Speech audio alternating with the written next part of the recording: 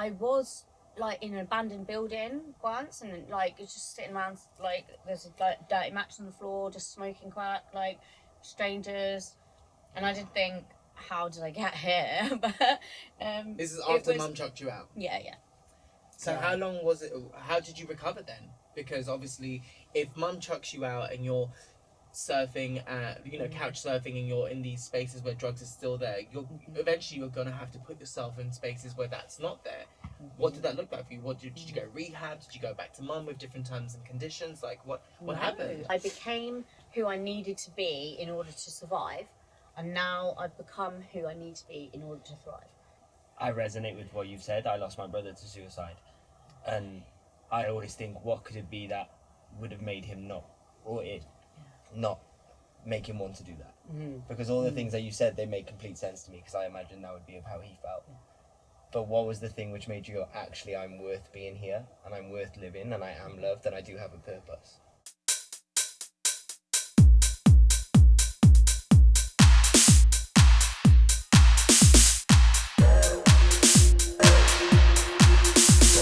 Mi gente, Francisco Gomez here, and welcome to another episode of The Progressing Male. Here we are tackling cancel culture head on, because if we say something out of pocket or quote unquote wrong, educate us, don't cancel us. We want to create a safe space for people to talk about all those subjects that you're gonna skirt over or maybe avoid. We're not going to do that. Men, we are going to try and fight the good fight and access our emotions.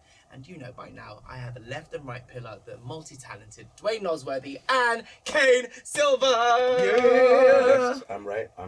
Who cares? We're here. Wow. We're here. Wow. We're here. That was the bro-ish thing that ever happened. That's what I'm saying. So great. Yeah. Love you, boys. How are you? You good? We're good. Yes. I can speak for myself and Kane. I'm excited too, Kane. We figured that we always wear the same hats.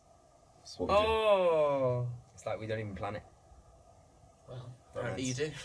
Oh, it is bromance.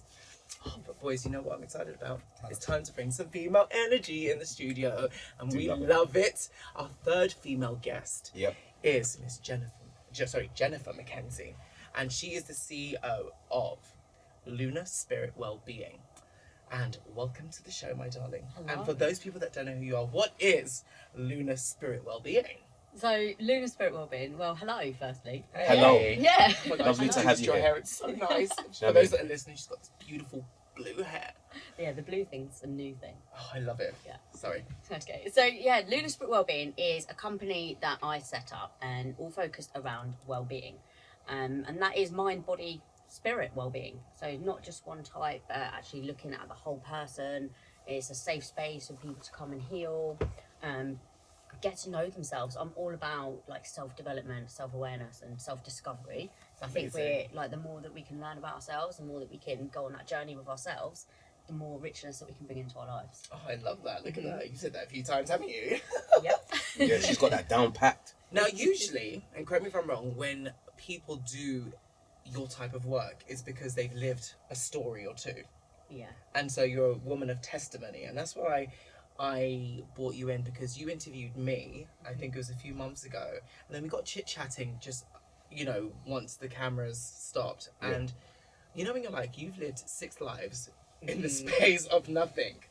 So the reason why you're here is because you've got such an incredible story with so much dynamics and nuances, but you're winning, and you're kind of like, you're walking the talk. Because a lot of people who have like, these retreats and stuff like that, they're not walking the talk. But I strongly do believe that you are the epitome of internal success.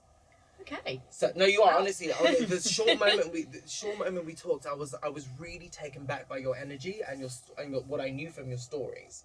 So for the listeners and for our viewers, Jennifer's going to take us in chronological order about what it was when you were smaller, till about teenager, and what was Jennifer's life like? So yeah, I've lived a very colourful life, let's put it that way for now. Right. Yeah, seen a lot of things, done a lot of things, witnessed a lot of things, and overcome a lot of things.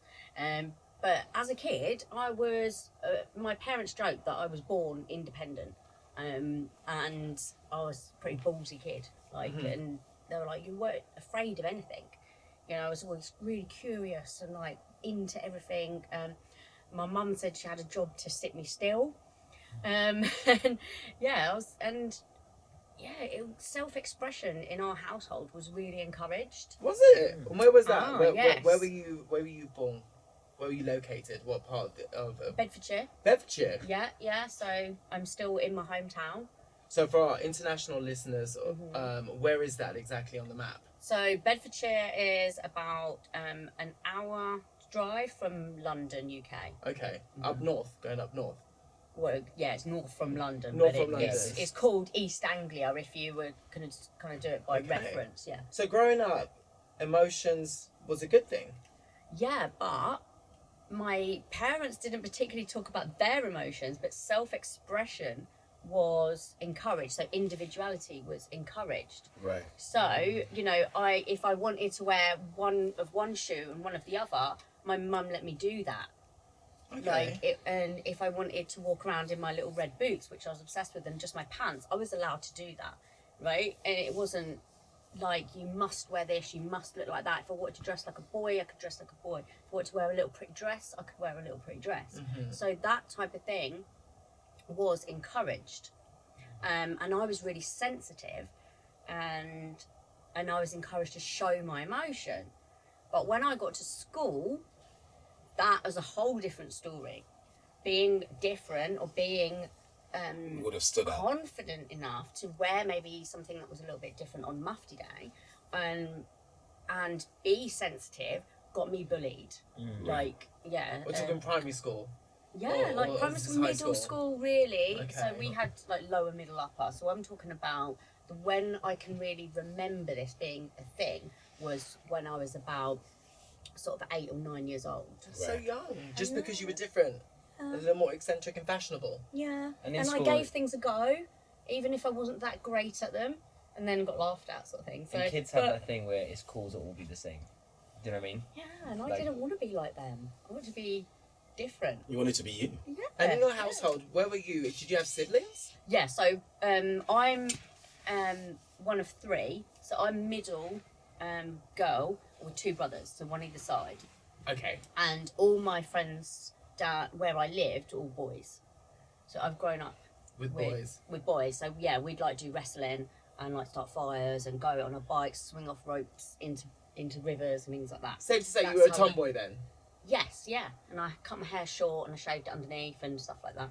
So when you were in primary school and the bullying started, how did that affect you? Because did anything have to do as well because you were always with boys? That came a bit later. Okay. Yeah, but it was I got called Crybaby. So I had these little. I was really small. I still am. Like I had these little rosy cheeks, and so I got called like this kids TV program, Rosie and Jim. Rosie and Remember Jim. Rosie Yeah, and these Jim, puppets that lived in a boat, right? That's for certain people of a Right. certain age. Yes, yeah. And if anyone knows what that is, then yeah, I cannot hear that theme tune because it just. Oh, and I was just like, Rosie and Yeah, Jim. So sorry. thanks. Should trigger it. Full on trauma. yeah. Oops. Well, I traumatized myself. So when did stuff, because bullying is the catalyst for a lot of people for things to go wrong, because self-confidence Yeah. starts getting played around, and then some people become mute and aren't as adventurous and daring like you were. So Yeah. when did things start to go south? Because the reason what fascinates me about you is that I find that so hard to believe, because at 18, if I'm not mistaken, if I did my research correctly, you owned a pub, or you managed a pub, and then years after that you became homeless. So Wow. I'm trying to think, we're 8, 9, 10, we're getting bullied. So when did things start to get out of control, and why? Well, then I wouldn't want to go to school, and I used to run away from school and play truant and things like that. And when I got to teenage years, I was really confident and outgoing, and I wanted to be like a TV radio presenter and stuff, which I actually am now, radio presenter. But there you go, I've come full circle. We'll get onto that. Amazing. And yeah, so that confidence that I had, it was for me, it wasn't safe to be me. That's what I learned. So at home it was safe to be me, but out there it wasn't safe to be me. So I just started to really lose who I was, and I felt like I'm really anxious about being in social situations, and when it came to sort of romantic stuff then, once you get like to teenage years, I just was painfully shy and had zero idea what to do in those situations. Did you have lots of friends in Um, school?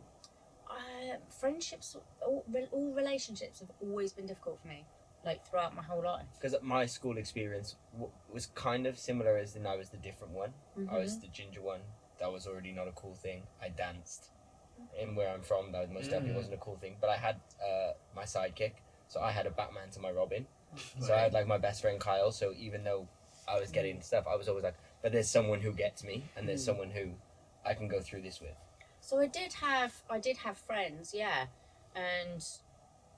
but I was more friends like with animals, like outside of school. So I horse rode, and that was my escapism. And then when I got to teenage years, the escapism became sex and drinking and drugs. Right. And I've always loved music, writing, and the creative things. So, and I did dancing at school as well. Did you? Yeah.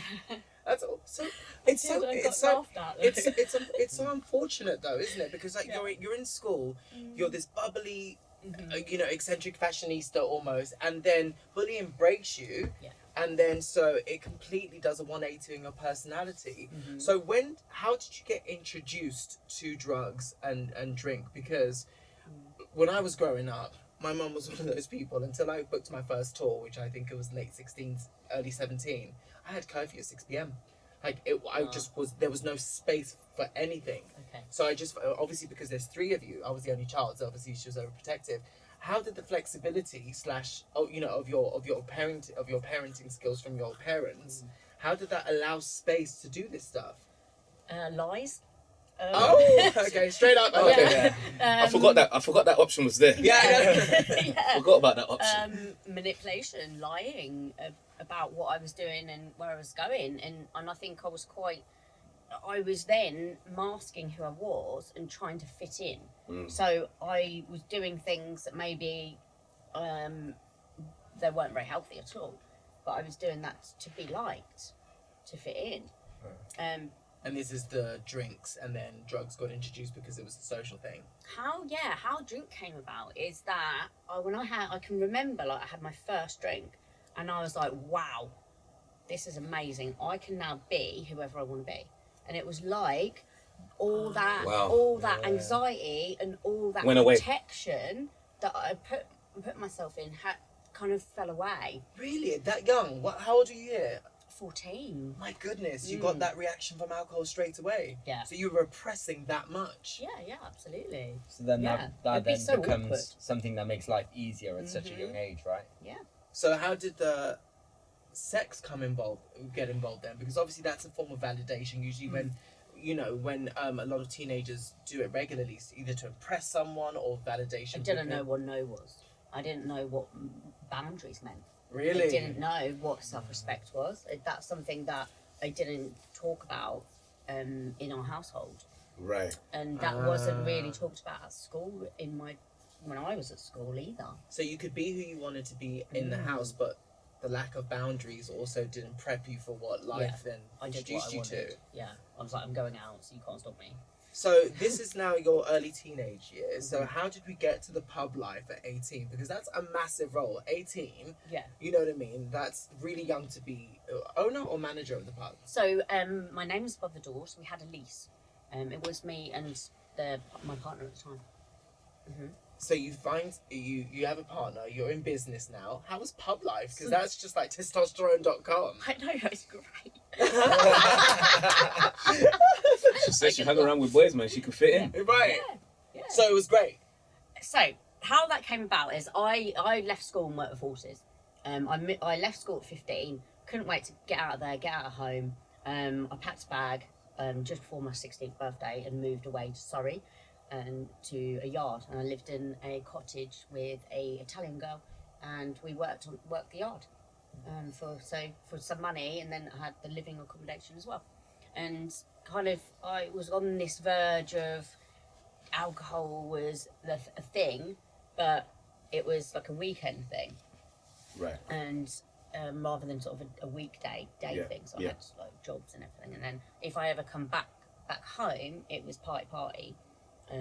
So, and then I moved to 𝗣𝗿𝗶𝗴𝗏 to work in another yard and lived in a caravan with this other girl. So, and that was hard graft, like, you know, out on the yard for 6 a.m. We had 40 horses to look after. So I learned a lot of resilience. And one of my main influences in my life was my horse riding teacher growing up, who's a hard South London woman. So I got this kind of softness from my mum and, express your emotions. And then I got toughen the fuck up from this other lady. And so she was a massive influence in my life. And what that taught me was going after what I want. She taught me a hell of a lot of resilience, but to also push down emotions, to suck it up and just get on with things, which later in life that was a sticky thing, really. So I learned to express everything, then shut everything away. What? And I became this. I didn't cry, I don't think, for about 10 years. Wow. Like, so you became a total different end of the spectrum version of yourself, like absolutely. A bipolar version. Yes. Do you think that male relationships, or because you were around so much men, that had an effect on the characteristics at that point of your life? Because we don't access our emotions. Pardon me. We don't access our emotions. So were you taken from that? Looking at it in hindsight and looking back, yeah, because it was what I heard in those situations were, don't cry, you know, don't show your emotions, or don't be a pussy, you know, grow some balls, or this stuff where men were not seen to be able to express their emotions, as it was seen as a sign of weakness. So yes, I did hear that, and I'd heard that from other places as well. So I adopted that belief that actually showing vulnerability and showing my emotions isn't safe, and it makes me weak, and I didn't want to be either of those things. Right. My goodness. So we're at the pub now, and drinking is just socially, or did it start to get more out of control because it's more accessible now that you're around alcohol 24/7? Yeah, drinking was a lot, you know. It's so I met the guy. I came back from working with horses, and my dad got me, said, they're looking for a bartender at the pub. So I went and got this job at 17 in the bar, and that's where I met the guy who was managing it, not the landlord, but the guy who was managing it. Mm-hmm. He was due to get married, and we kind of had a thing, like, not a friendship was built and an attraction, and like he ended up 9 days before his wedding, he didn't get married, and I was like, look, I'm 17, you're 25, like, let's, you know, don't leave her for me. Yeah. Don't do that to yourself. But we'll see how it goes. Anyway, we got together, and like, and we were together quite a while. But so, and then the guy went bust who had the pubs. We ended up taking over the pub. We took over the lease. I went to do my national licensee certificate and like my food hygiene certificate and everything like that. And I was 18 when I did that certificate. And then we had 2 pubs. So. So we had successful. a town centre pub, and we had one that was just out of town. So town centre pub was a bit and sawdust. It was fighting and gypsies, and it was quite exciting, actually. Yeah, because you've been around boys all the time, so you're used to those characteristics and mannerisms that come with like a few pints. Yes. Yeah. That's hilarious. I'll be like, get me out of it. I did have to hit someone over the head with an ashtray once. Because, did you? I was like, get off my man. Come on. So it sounds like a positive season of your life, though. So when did it get out of control, and why? Well, that didn't get out of control. That was fun, and actually we were kind of heavily into our drugs as well. And during the pub days? Yeah, and a bit of, a bit of stuff here and there. A bit of buying and selling, all that stuff. A bit of what? Extra money on the side. Little buy and sell. Oh, I love it. She's like, I got little deal boy. A pint or. I love that.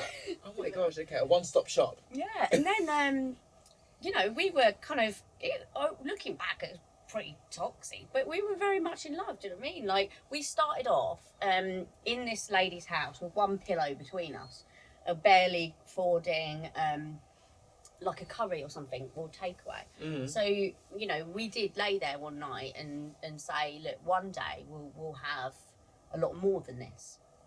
Yeah, and one day we you know, we won't have to scrap around for that, you know. And the ways that we did it weren't particularly You hustlers cool, made it work. But why not? Yeah. So why did the pub era end, and how did it end? Because we had a baby. Oh. Yes. Oh, so how old were And you when you had a baby? 20. Oh my god! So the plot thickens. Yes. Yes. So we moved out of the pub game, and I wanted a normal life. So I wanted to move away from the pubs. I didn't want to be around drugs anymore.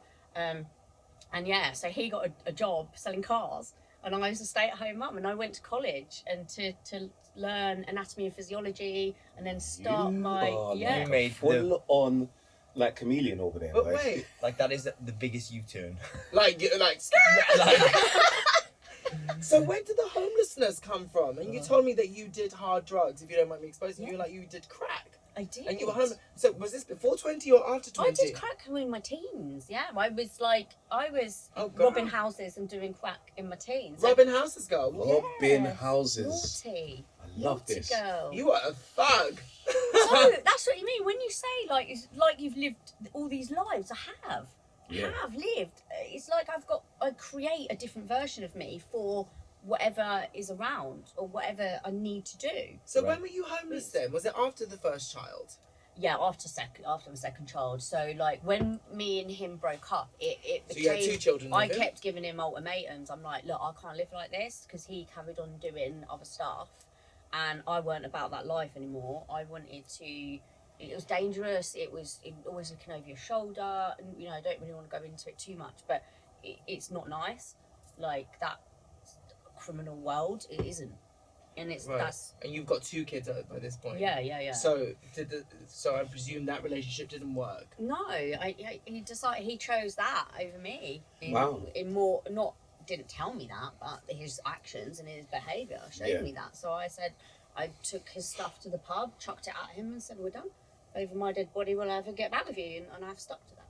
After that hurt me, like beyond belief. And that's when I really started to go downhill, drinking, drugs. Because you lost the love of your life, but you had to Yeah, protect your exactly. babies. And I was a single mum, like I was trying to like get along, and it was hard. Yeah. So do you think that being around male figures, it doesn't matter what capacity, so much to then put all your efforts into one, and then that doesn't work, to not have that masculine or a male figure, do you think you were dependent of that without knowing? Is that why it was, even with having 2 kids, you went down that road?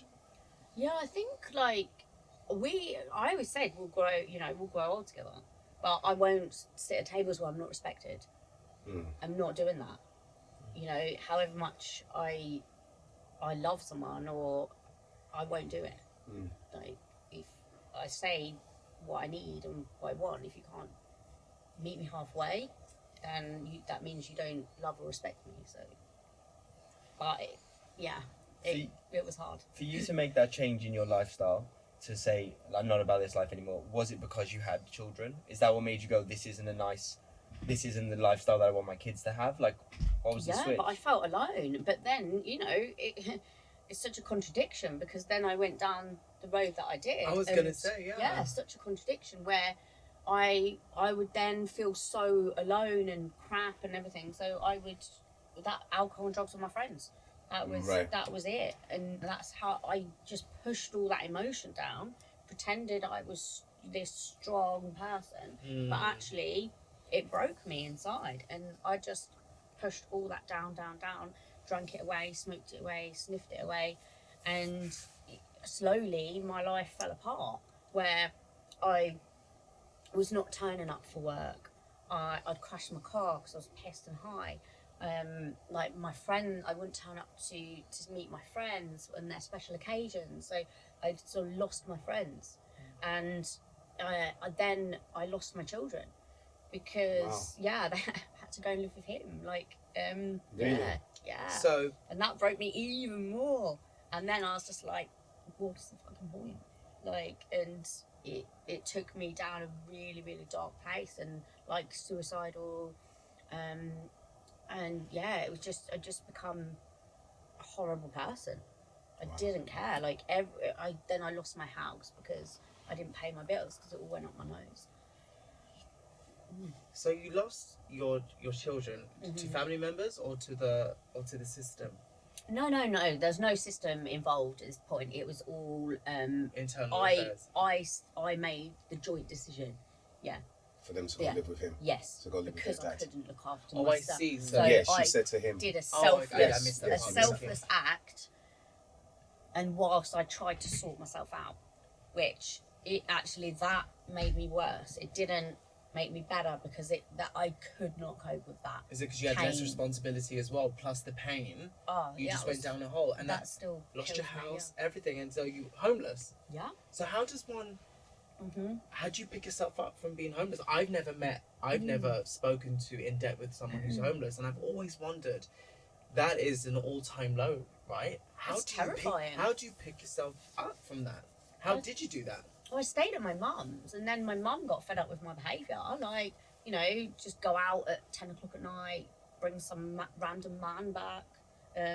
Just had no respect for myself or her house. I was just, didn't care. And I honestly didn't. I did, but I just stopped caring. Yeah. Because I couldn't look at those feelings. I couldn't look at myself, and I couldn't look at those feelings because it was too painful and I was too ashamed. But I just kept creating more shame. Right. Right? Yeah. You get stuck in a cycle. Addiction is a cycle. And I ran against the wall and headbutted the wall before because I wanted those thoughts to stop. I wanted that craving to stop. And your biology takes over, your chemical biology, your nervous system, your brain, your thought patterns take over. And it's so hard to break that. And you just find yourself, I don't want to do it, trying to be good. And then next minute it's there and you've done it. And it's like, it's so frustrating. I don't think a lot of people understand. It might be a choice to start with. Yeah. It becomes not a choice. It becomes an actual brain and body thing that you need to function. And it becomes part of your habits. Mm-hmm. How does it feel? I'm sorry if this is a bit too too inner, let's just say. But to get to that point where your body is craving for these substances, right? And you have the psychological attachment which is the reason. Mm-hmm. But you have 2 kids. Mm-hmm. How does it feel that your 2 most prized possessions or things in life matter less than your addiction? Mm-hmm. That's a hard one to look at. How does that feel? How does that? It's not that they don't matter, Okay. right? And it's not about lack of love at all, from my experience anyway. I wasn't an abusive parent, but that has given them a lot of trauma, which that we talk about now. My oldest is 21 this year. My second is 18. Yeah. How old are you? 41 this Oh, year. yeah. I thought she was like 31. I can't remember. Paul was like, how are you over 40? No. Loving it. You're taking the same pills as me. Yes. Yes, sir. I need to get some. Right, hello.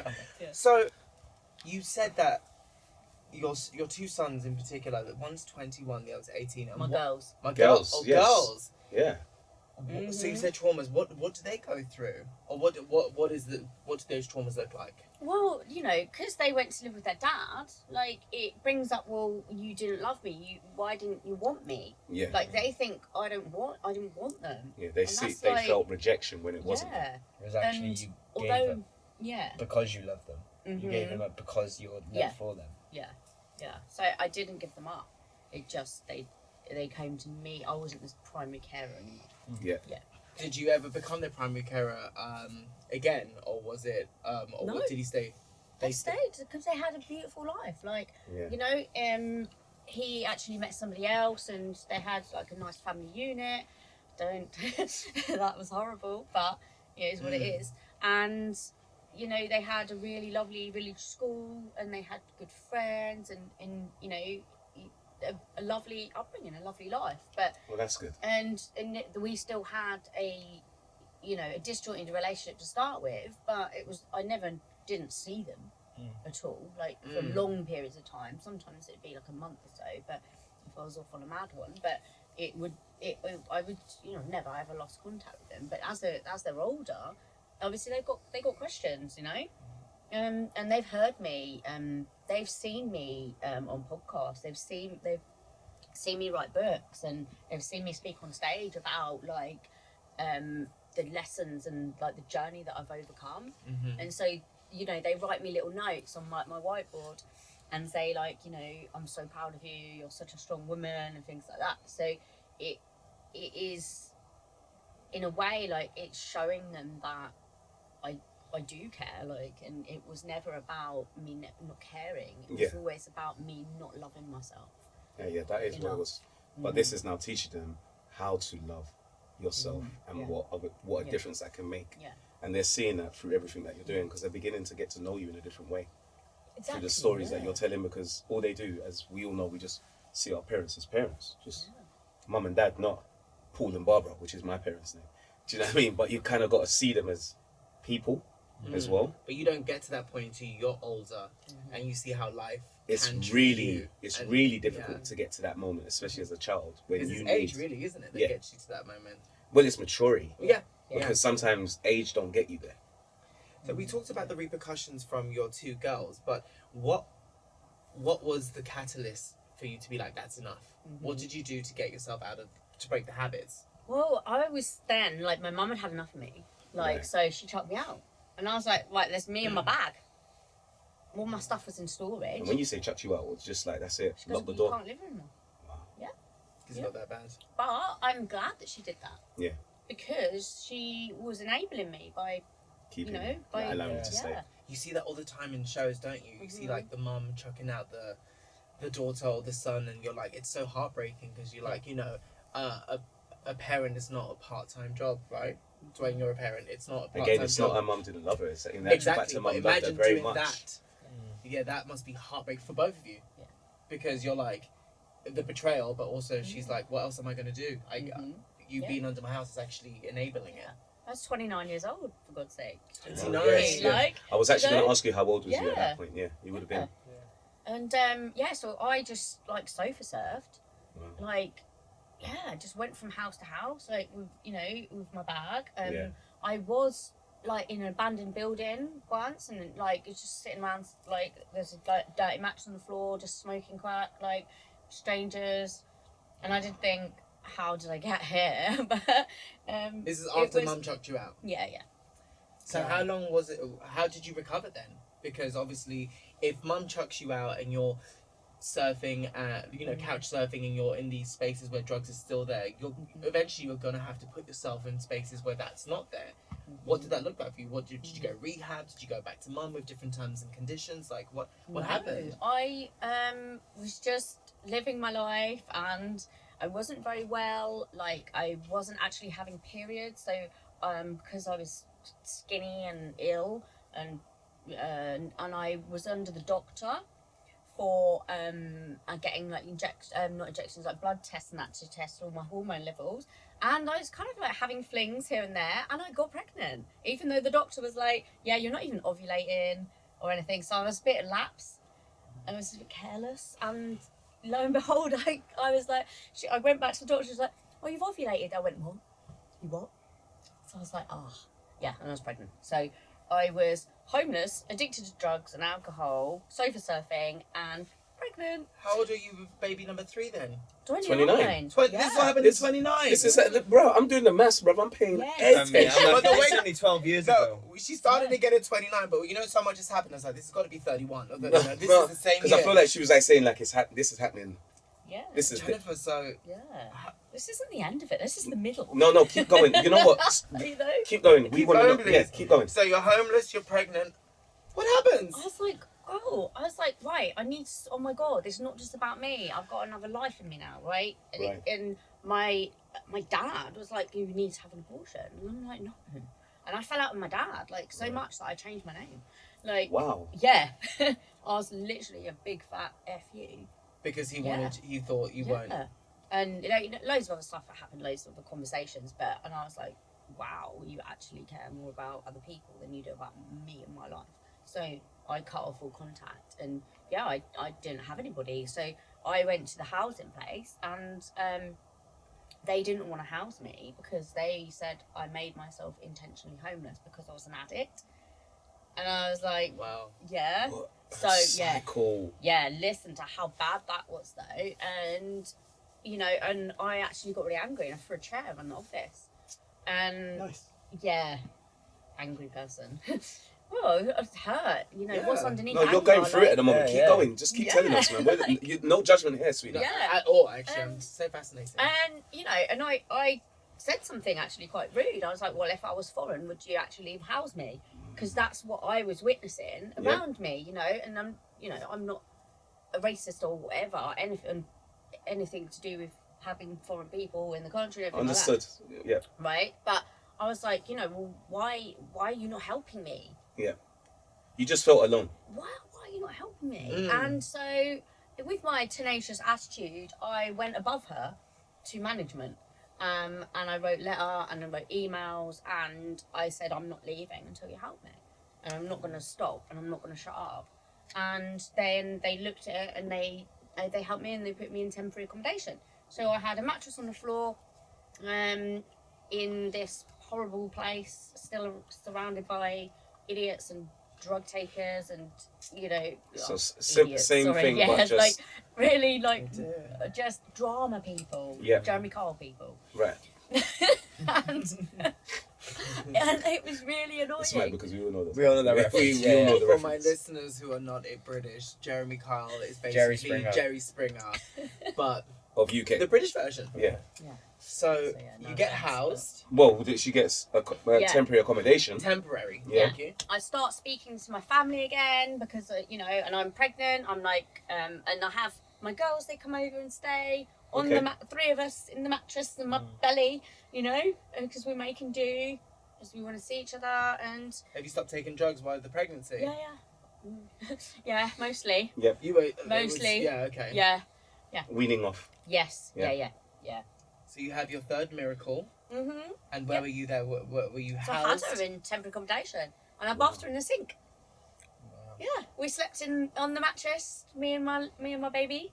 Yeah. Wow. I So how long bathed was in you the in this sink, temporary accommodation for? And then I 8 months maybe. Yeah, and then I got a lovely house that I'm still in today. And yeah, in the countryside, so it's away from town. It was a new start. Lovely little village, and it's got a really big back garden. And I've spent the last 10 years rebuilding my life, and it wasn't without upheaval and It's hurdles. lots more drama and kind of hurt. Yeah, but I've been, that part of my safety net was there for me now. And then the other stuff I had to kind of work through, which I still work through. I don't think you're ever kind of fully healed or there when you've been through a lot of complex It's a trauma. journey of healing. Mm-hmm. I call it. Yeah. So would you say that after you had your third child and you get moved to this house, was that kind of like a physical sign to be like, okay, this is it now. I could really turn it around. Mm-hmm. Yes, but I I was there probably about 6 months, and then I met my son's dad. So baby number 4 was very closely followed after baby number 3. You don't give yourself a break, do you, love? This one got 4 babies. I know, like where, right? Wow. So yeah, and that was just I didn't give myself any healing time. So think like, oh, yeah, I'm housed, but I still Preparing. don't know myself. Mm. I still don't. Yeah, because a lot of the situations took place which enabled you to make the change, but you still needed to do the work, the inner work. Yeah. And without when it you've got being about babies- the babies, but you never had Yeah. the time. No, I didn't Right. do the inner work until a lot later. Yeah, actually. which I can't wait to hear. Yeah. So I was then in this other relationship. I was never in a relationship with my third baby's dad. I'm like, assuming that, like, you know, is there any relationship there? I tolerate him. Awesome. Right. Yes. For the sake of the child. Yes. Yes. Yes. And is It's he like my mum and my dad. She Yeah. just had like, to keep it going. Yeah, so. we, you know, and Keep he it going. didn't I see like her that. for 5 years of her life anyway. Like, Right, okay. So yeah. Okay, we don't need to get That's into a whole it. nother Yeah. I'm So deadbeat dads. fourth child dads. Fourth child dad. Yeah. So we, you know, it was a relationship based on drink. Ah. So that's So it it's reared its still- ugly head again. It's still there, like it was. Awesome. No, it's always been there, like throughout my life. Like, Yeah. And I didn't understand what I was attracted to and what I was bringing in, Right. because you kind of attract what you are, right? Of Yeah, course. yeah, Yeah. yeah, The law of yeah. attraction.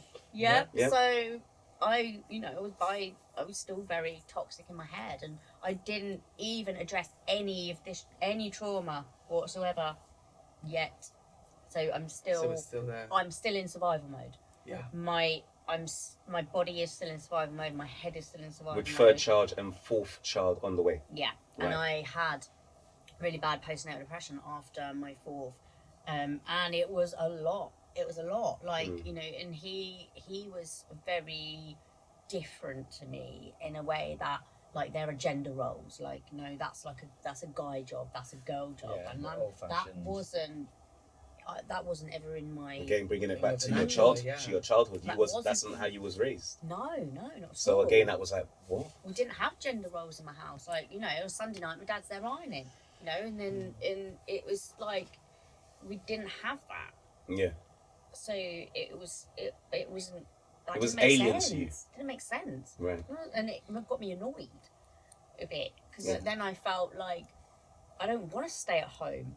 I wanted to go back to work, and then I found out I was pregnant again. So I was like, God damn it! You know, I felt very trapped.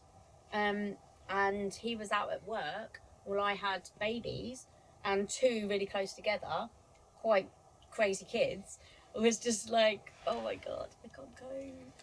Yeah. My goodness. So I'm presuming you're not with him anymore. No, Because Oh no. had to ask.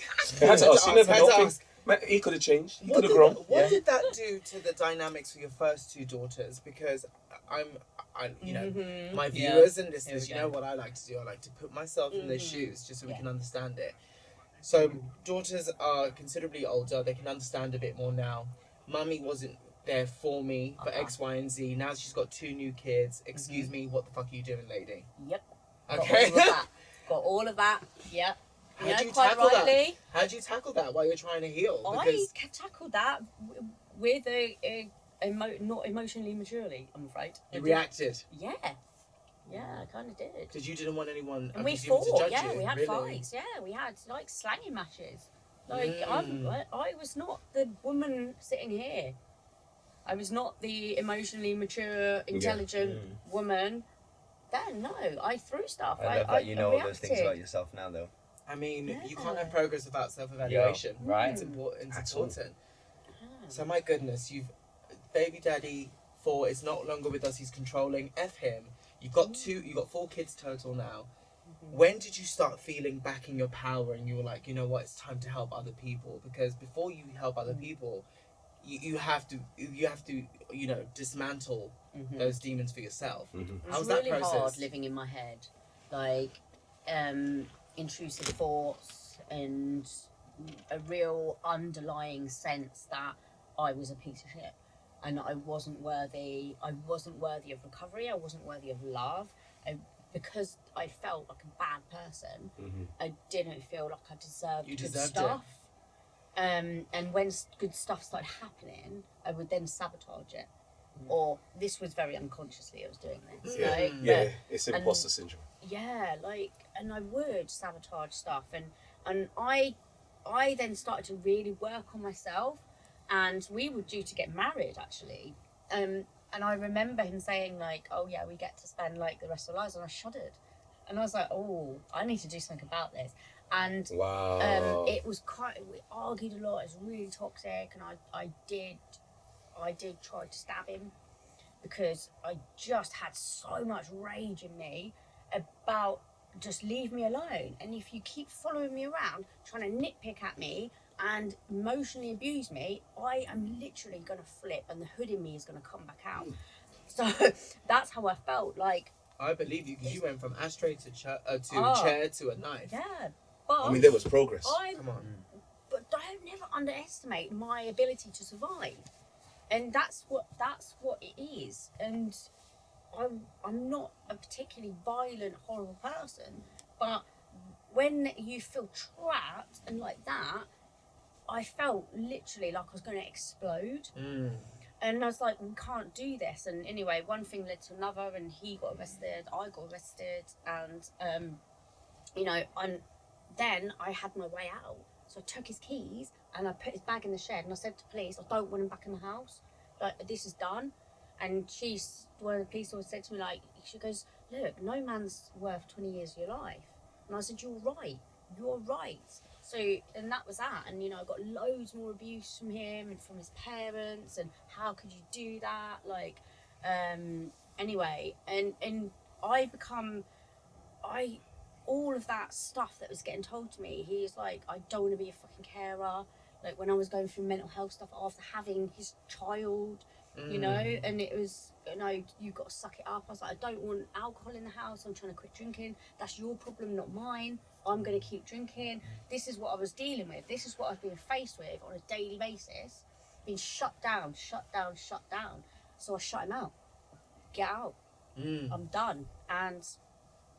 And you know, I was left with all this stuff in my head, and I couldn't cope, and I tried to take my life. I felt like I couldn't get better. Because at this point, you hadn't purged anything yet.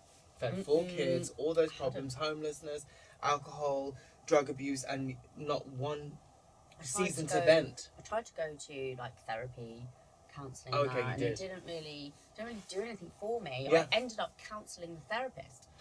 She ended up ringing me and asking me my advice about what should she do with her sister that's now into drugs, and how much is a lot of drugs? How much is it worth? And you're like, I actually implore you to help me, but... So there was, nothing. I felt like I'd exhausted Every option. Yeah, and I really, honestly, truly felt that was the best thing to do, and I planned it. I shut all the doors. I put keys in the doors, and I shouldn't really say this, so people couldn't get in. You know, I made it so I barricaded myself in the house, and got my kids looked after. You know, and my friend, she must have known something was wrong, well, because I would never ask someone to pick the kids up from school. So she was like, actually, little spidey senses went off, and they tried to get in, and they broke in and found me in time before I died. Are you serious? Yes. Wow. So I was unconscious, covered in my own blood in my bath, and my dad had to see that. Wow.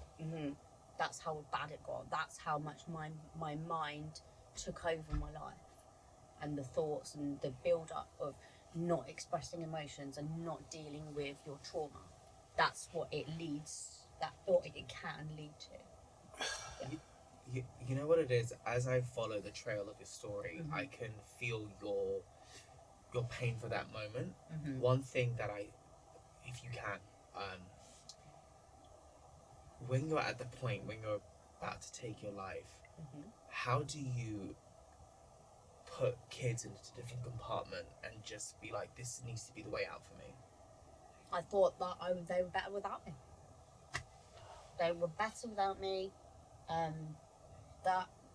Everyone was, because I was a burden. I kept doing well and going back, and if I felt like, you know, no one liked me, I was annoying, I was disappointing, I was all these things. And that's just how I felt, and I genuinely thought that was the only option, which I'm very grateful that you know, I survive through the grace of God, I suppose. I don't know. I'm not particularly religious, but I'm spiritual. But it must have been. There must be a reason. And you're here to giving your testimony because not, you know, suicide is something that is still very present. It's on the rise. Women, especially that go through complex parenting. There's no time for women to express and exhale. You know, I got brought up by a single mother, and my mom hasn't purged, I would say, not even 10-15% of what she went through, because it's just it just doesn't happen. It's not, you know, you're on survival mode, but not only for your kids, you are for yourself. Yeah. So I say this like, I became who I needed to be in order to survive, and now I've become who I need to be in order to thrive. Yeah, I knew that was coming. Yeah. I was going to ask you that. So I'm really glad that you're in this space of being able to thrive instead of survive now. Yeah, so I got sectioned, like, against my will. I tried to go home in hospital. I tried to go home and get tablets too. I was very angry that I was still here. Wow. Oh, even after you were found? Yes. So it's like you wanted to finish the job. Yes. Wow. I was really cross that I was here. Can I ask what the turning point was to turn your life around? Because I resonate with what you've said. I lost my brother to suicide. And I always think, what could it be that would have made him not make him want to do that? Because all the things that you said, they make complete sense to me, because I imagine that would be how he felt. But what was the thing which made you go, actually, I'm worth being here, and I'm worth living, and I am loved, and I do have a purpose? So in the hospital, the psychiatric hospital, I didn't like wash or eat for like 3 days because I was still angry that I was here. And I went out of my room, and you know, there's no windows in there, or you can't open them. They're barred up, and everything is plastic. So I went out to get something to eat, and when I came back in, there was this white feather, like, sitting in the middle of my big book of AA. So if anybody is familiar with Alcoholics Anonymous, we have what's called the Big Blue Book. And it was just there on top of it. And it stopped me in my tracks. And I dropped to my knees, and something opened and shifted, and I sobbed. I literally sobbed and wailed and let all this stuff out. There like you say, purging. Right? There was the purge. Yeah. Come on, Holy Spirit, come on. And Wow. And I had then a vision of all my children, you know, like those American funerals where it's very dramatic and everybody's all in black and they're lowering the coffin into the ground like that. I had that vision of me in there, dead, and those four all around. And I got up and I looked in the mirror and I was like, I don't even know who I am. I didn't recognise myself. And I looked at myself and I said, don't you ever give up again. And I made that promise to myself. And I thought, I'm here to help other people. I'm here to help other people so they don't feel that suicide is the only option. And then I was kind of different. And I don't want to be in here now. I don't want to be here. I want to get out. And I did discharge myself. I tried to get home. I was like, well, I'm fine.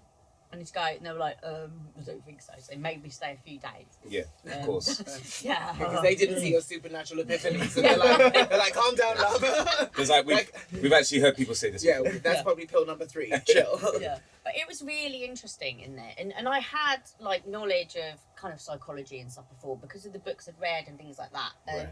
And I used it as a stepping stone and a fuel to actually drive myself forward. And I kind of used a lot of my negative experiences, well, if you can call them that, but experiences, and took that spite and said, yeah, you watch me rise now. I just love your use of language. Just then. Call them negative. Yeah, because that's something I'm really, really big on. And the fact that, you said calling them negative. Of course, we label things what we label them, but the fact is that they're just all experiences. And all of them are an opportunity to learn what I say, learn, change, grow, and evolve. Yes. So everything is an opportunity to learn, change, grow, and evolve. Good or bad. Label it what you like, but regardless, it's an opportunity to learn, change, grow, and evolve. And you did that. Yeah. I stopped saying, poor me. I stopped blaming other people. Yeah.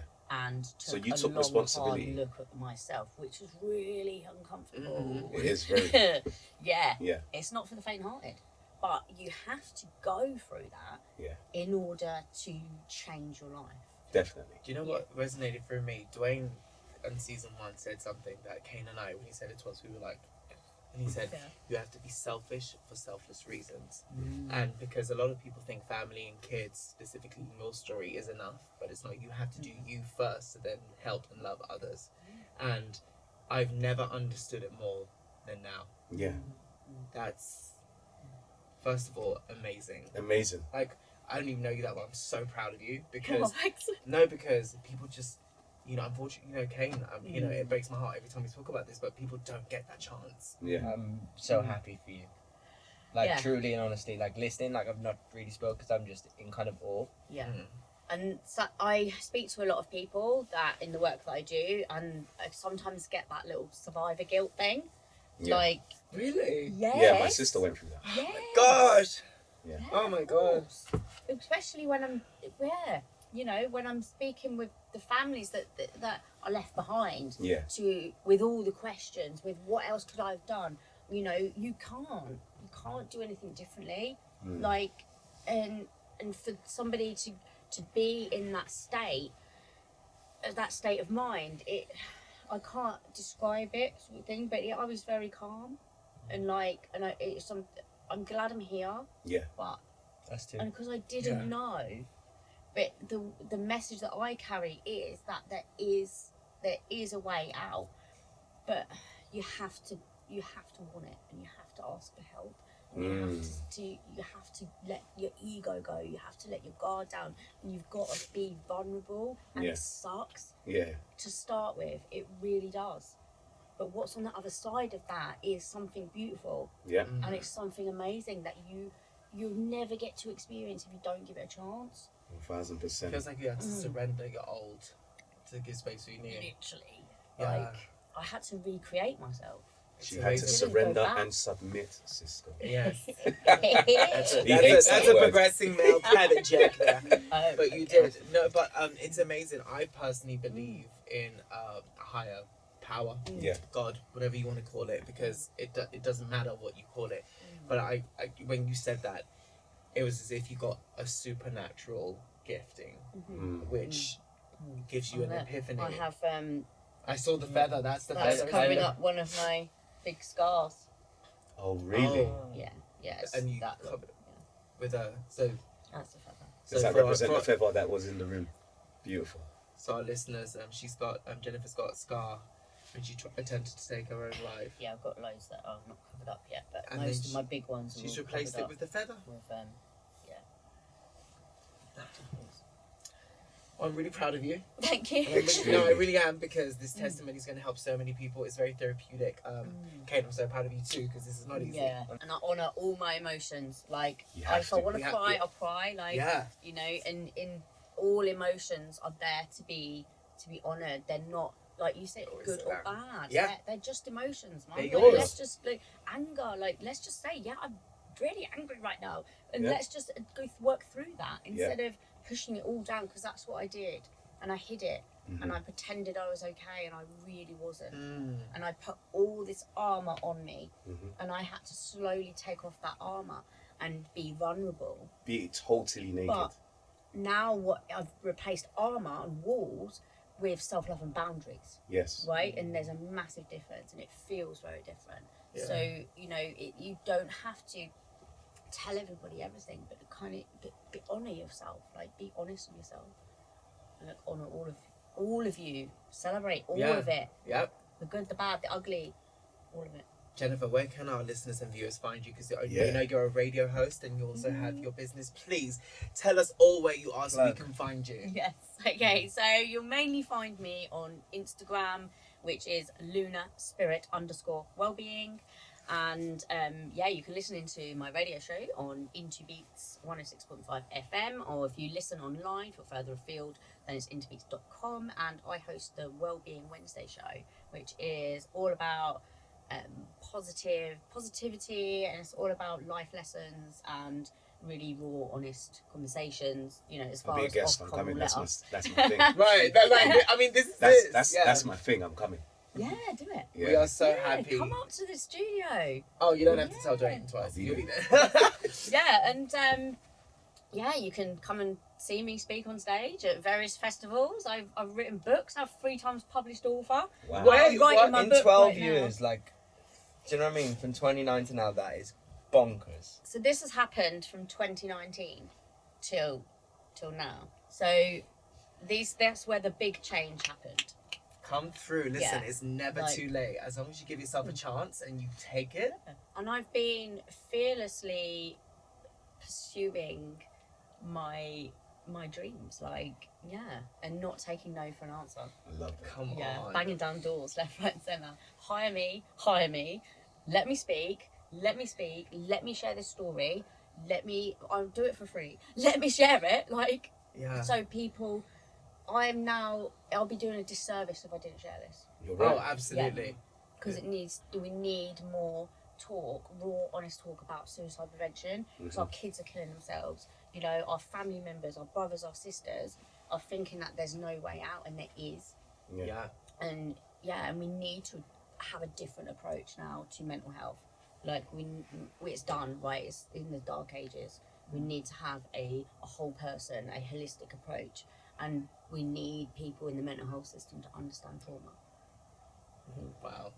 We could go on for Preach. years. Yeah. Right? Preach. Yeah. That was beautiful. That was a preach. And you know but that what? was needed. 100%. I always end the episode the same way, but tell me it doesn't resonate this time.